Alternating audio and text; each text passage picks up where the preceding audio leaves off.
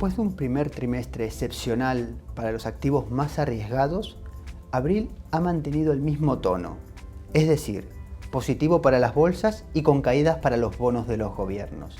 En adelante, el avance de la recuperación de la actividad seguirá siendo el principal factor para los mercados, lo que llevará a que continúe este comportamiento divergente entre estos dos tipos de inversiones. En lo que respecta al virus, la contención de los contagios es una realidad, gracias a los avances en la vacunación. Países como Israel se encuentran cerca de la inmunidad de grupo, mientras que Reino Unido y Estados Unidos podrían alcanzarla durante el verano y ya registran importantes caídas en los contagios y notan los efectos positivos de la reapertura y la reducción de las restricciones en la movilidad. En Europa, aunque a menor ritmo, se avanza de manera constante en las vacunaciones y se prevé un importante incremento de las dosis disponibles en este segundo trimestre.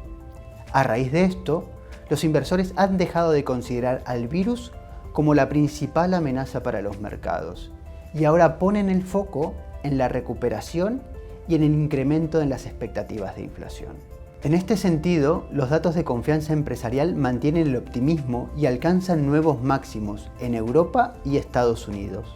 Apoyado en estas mejoras, el Fondo Monetario Internacional elevó sus perspectivas de crecimiento económico para las principales economías, llevando las previsiones para 2021 de crecimiento global del 5,5 al 6%, donde señala que la economía americana crecerá a niveles no vistos desde los años 80.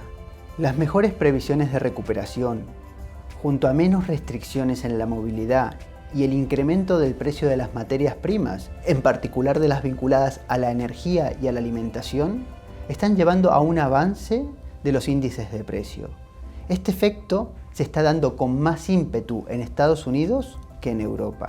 Y a esto hay que sumar los cambios de las políticas de los bancos centrales, donde se relajan los objetivos de inflación, permitiendo sobrepasar el umbral del 2%. En consecuencia, la inflación pasará a ser una variable que tendremos que vigilar cada vez con un mayor grado de detalle. Todo esto seguirá empujando los tipos de interés de la deuda de los gobiernos al alza, tanto en Europa como en Estados Unidos, lastrando así el precio de sus bonos. Por lo tanto, en este entorno de mejora de la actividad y repunte de la inflación, es necesario mantener el sesgo de las inversiones enfocada en los activos de riesgo. En este sentido, no vemos cambios sobre la tendencia que llevamos desde finales del año pasado, donde las bolsas, la deuda de las empresas y las materias primas seguirán beneficiándose de la recuperación. A su vez, la historia nos señala que en los periodos de recuperación como el actual, suelen ir acompañados de un buen comportamiento de los mercados emergentes. Aunque en estos mercados hay que diferenciar entre los asiáticos, que han logrado contener rápidamente la pandemia y están más expuestos a la recuperación y al cambio tecnológico, frente a los de América Latina, donde prácticamente todavía no se ha comenzado el proceso de vacunación y están retrasados en la reapertura.